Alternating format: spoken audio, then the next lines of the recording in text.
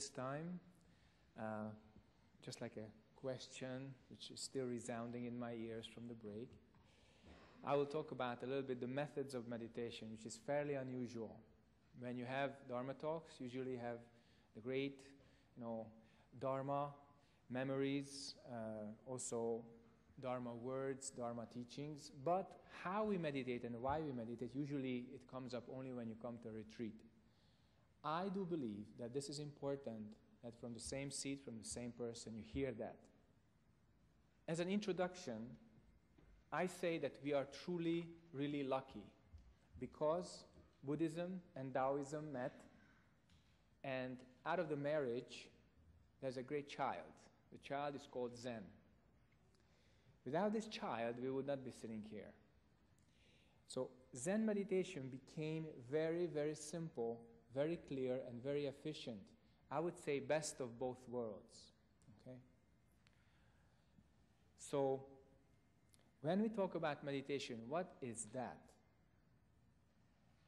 As the explanation goes, when you meditate, you return to the mind which is before thinking. You return to the mind which is before birth and death. Okay? Before appearance and disappearance. So if you have this just one sentence with you, a mind before thinking, which is the object of meditation, then you cannot really go wrong. Any formation in your mind, whether it's a sight or a sound, is impermanent. That's why in Zen, we do not use them. Okay? We do not use them as the objects of meditation. We use them sometimes as the tools of meditation. But that's not the objective. That's not the purpose. They are a means to an end. So basically, as we have body, speech, and mind, likewise, we do meditation and follow meditation methods that primarily work with the body, with the speech, and with the mind. And since we are in the Mahayana realm, the first is the body, which is bowing. Okay? So bowing is a very important kind of meditation, and Western people usually don't like it. First of all, why bow? Before whom? Don't I worship an idol if I do that, etc., etc. All these checking minds appear. So bowing is very interesting. As Zen Master Seung Sahn used to teach us, when you bow, you raise the Buddha above yourself. You leave your karma behind, and you and this universe become one. Okay? So bowing doesn't mean that you worship somebody separate. Okay? Over time I realized there is absolutely nothing wrong, and it's very natural to bow to somebody who is more respectable and more advanced and more accomplished than we are. Okay? So bowing to the Buddha, even as a historical person, at first culturally is strange, but later on it becomes second nature. And if you know that the internal work of the mind when you bow is really burning all your karma, just focusing on your breath, focusing on your question or mantra, we will deal with that later, and nothing else, then you and this Buddha become one. You and this world become one. That's the meaning of bows. Okay? Nothing else. Okay? So I spoke about the basic direction as attaining the mind which is beyond life and death, beyond birth and decay. And that's the primary objective of Zen meditation, nothing less. There are many, many reasons why you can meditate. But as I outlined in the 4 principles of Zen, why we meditate in Zen means we attain total liberation. Okay? Nothing less. So that's the body. But the body meditation does not stop with bowing. It's really done in temples or in Dharma rooms at home, outside temples also when you have a designated space for that. But sometimes you see pilgrims in Tibet, earlier in China, these days sometimes even in the West, between LA and San Francisco also. Some monks, sometimes even nuns, they do 3 steps, 1 bow. Now, that's a tough practice, even if you use knee pads. So that's pilgrim practice, okay? You totally submit yourself to the world and just go to the designated spot, and by then you attempt to work off as much karma as you can.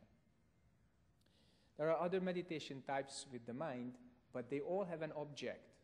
Some people do martial arts. Some people do, flower arrangement. All of them require very specific sets of motion. But all of these motions have some objective. With martial arts, it's attack and defense. With flower arrangement, it's creating something. But bowing is different because you don't create or abolish anything. You just return to your true self. Okay? So that's something which breaks the ice. If I want to compare the work to achieving a very clear sky without rain clouds and without icicles in the water, it's like breaking the ice of your hardened attachment karma. Next step is speech. How do you use speech? And the answer is chanting. Chanting is very important. Like bowing cleanses your physical karma primarily, chanting cleans your speech karma. And our speech, look at this. How we use our speech, not just in everyday life, but for really big things. Tremendous. What you can do with this mouth and this tongue is sometimes horrendous. Likewise, you can do an equal amount of good if your speech is correct. You can bring people closer to enlightenment with speech, as well as poison their minds for generations, just with a few words. So speech is very, very important. Use speech. That means use chanting. So when we chant, what do? First of all, our minds join. When we chant the same mantra, or just together, some yombul, our minds become one. That's number one important. Next is emotional cleansing, okay? So usually here in our chest, many kinds of emotion just sit there. And then when you chant, it all releases. So nobody really knows, especially at the beginning, why. But after chanting, they feel a little lighter. They feel a little better. Just by reciting the name of the Bodhisattva. Why? Because their emotional karma already became more pure, more clear. Okay? And lastly, when you chant the Buddha's scriptures or the Buddha's teaching or some mantras or names of the Bodhisattva, then your mind ingrains that. You condition yourself that this would be the strongest impression. Okay? The real foothold in your consciousness. We call that taking refuge in the Buddhas and Bodhisattvas. And remember, it's speech level. It is conceptual, declaredly conceptual. We use concepts in the right way. Okay? So when we chant the name of the Buddha, our mind becomes Buddha. Chant the name of the Bodhisattva, mind becomes Bodhisattva. It's as simple as that. So don't look for any special meaning or any special mantra. Your mind does the whole job, okay? That's what's marvelous about chanting. You chant Kwanzaa Bosal, you know it's the embodiment of compassion. You take away your thinking and only keep Kwanzaa Bosal, then become Kwanzaa Bosal. It's as simple as that. Everybody here in this room already understands that our substance has no name and no form. That means, in this context, that you can transform into any name, any form. You want to become Kwanzaa Bosal? Remember 270 degrees. You become Kwanzaa Bosal. Okay? You want to become Munsu Bosal? You become the wisdom, embodiment of it, Munsu Bosal. Okay? You need self-protection?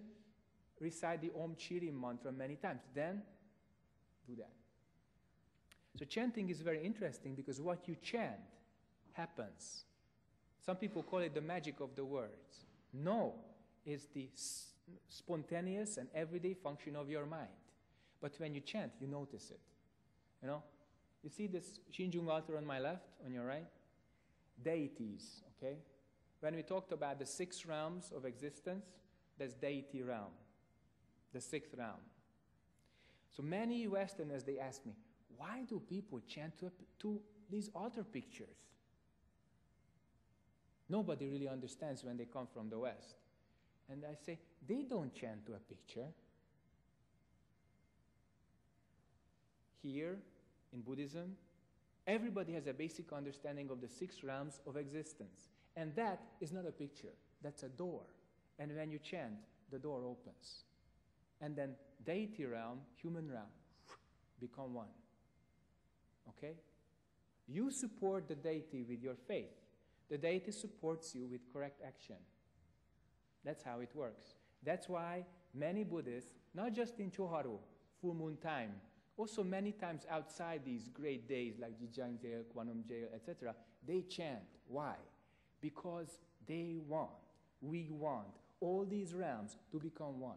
So when you chant the Buddha's name, Buddha realm and you become one. Bodhisattva realm and this world become one. Turn towards the altar, recite all the 88 names of the Shinjungdan, then you and deity realm become one. No hindrance, okay?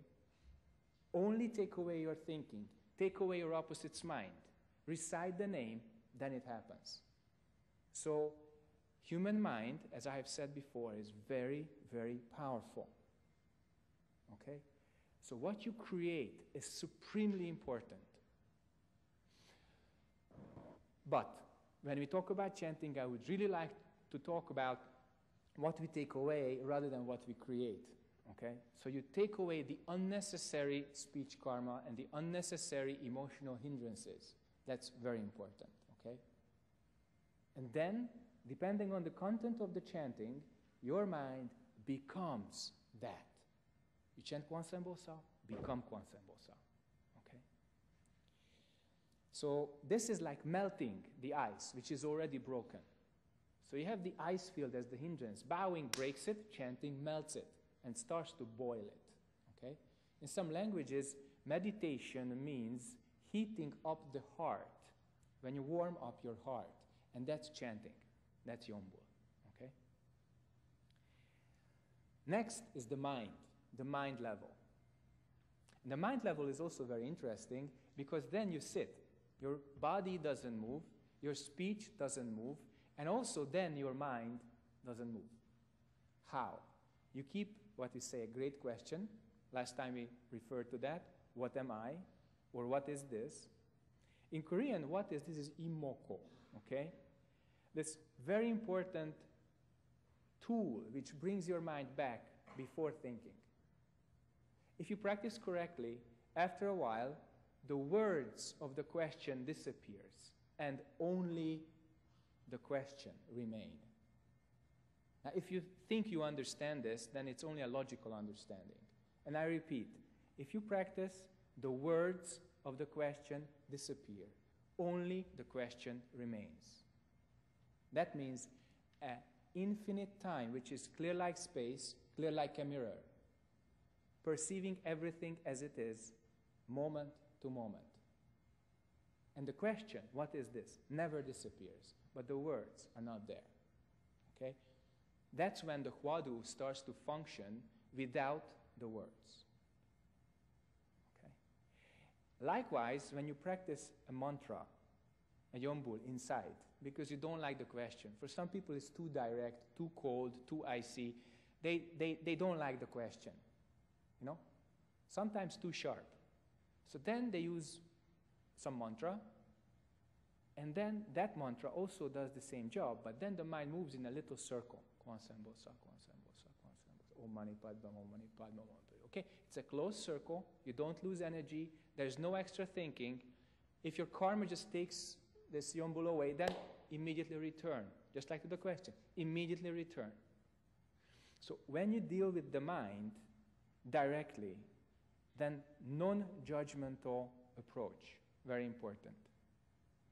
Also, the courage to return to your practice moment to moment, whatever appears in your mind. Very important.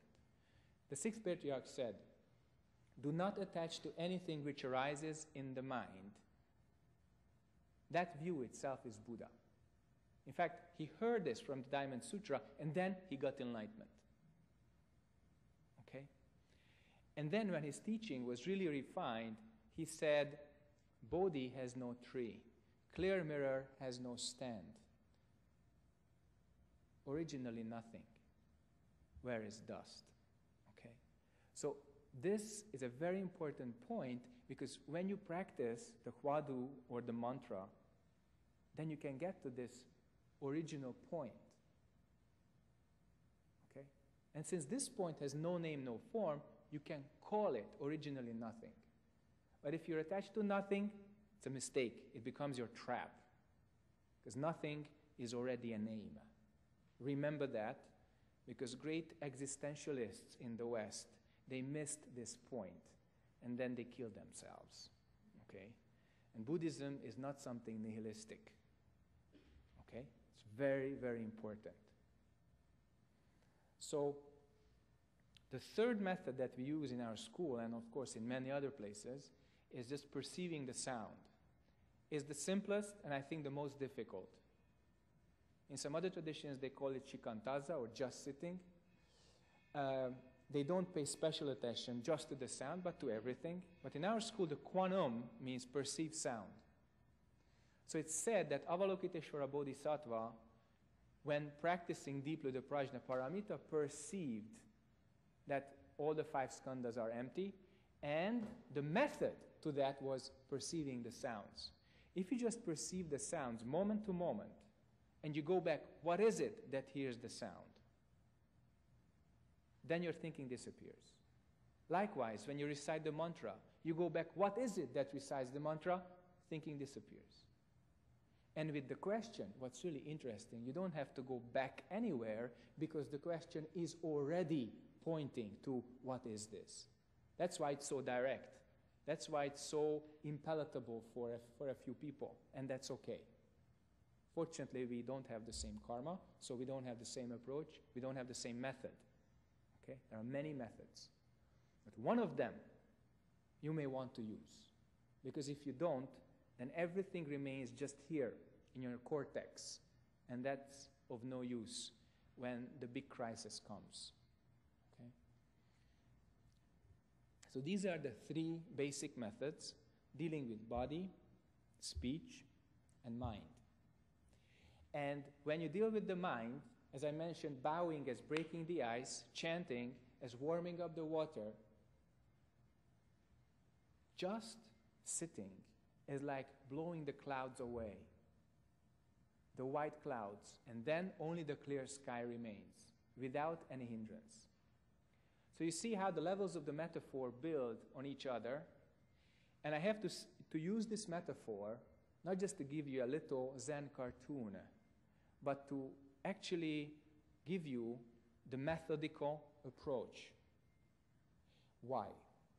Most people in the West, they want to sit right away.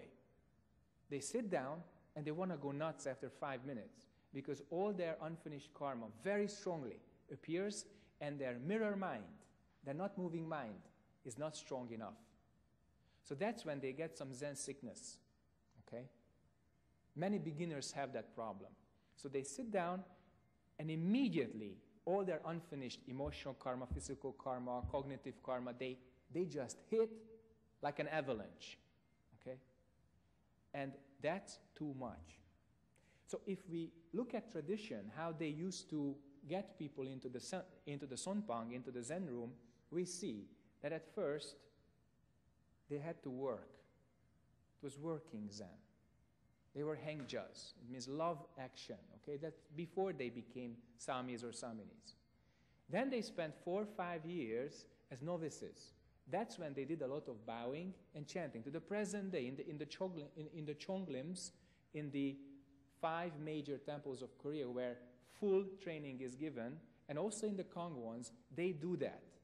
Lots of bowing, lots of chanting, and in the first years, lots of work. Why? To break the ice. If you don't break the ice, it falls on you, crashes on you.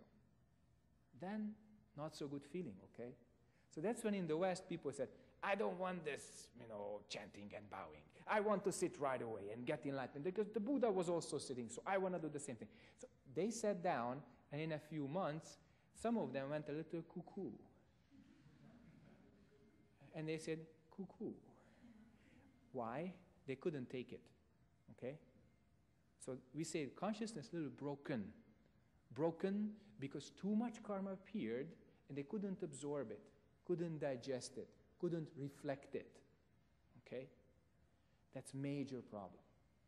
So tradition is not an accident. It's not just a spontaneous evolution of, dinosaurs into humans, It's a very systematic approach to meditation.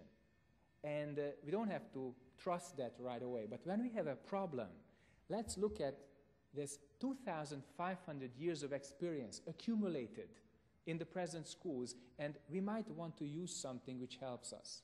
It doesn't mean that we become robots and we just blindly follow some words or some methods. But if we start and the method seems insufficient, it doesn't mean that the method is wrong. It means that we may not apply it correctly. Okay? Any questions? When you mention about meditation with practice like a bow, body and speech, and last mind. Yeah. But is it possible to practice just like me or just in normal life? Yeah, but you must keep a balance of practice. So of course, I didn't mean that you must move into a temple to practice bowing, chanting, and sitting.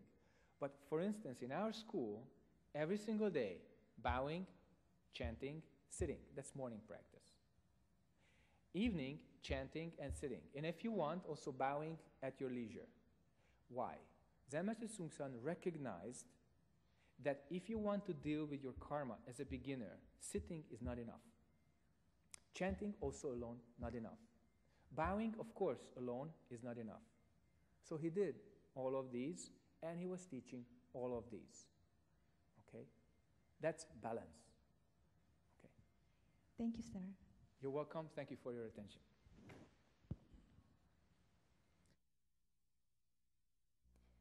이 프로그램은 더불어 사는 즐거움 전동 휠체어 전동 스쿠터 전문 업체 JS 홈쇼핑 협찬입니다.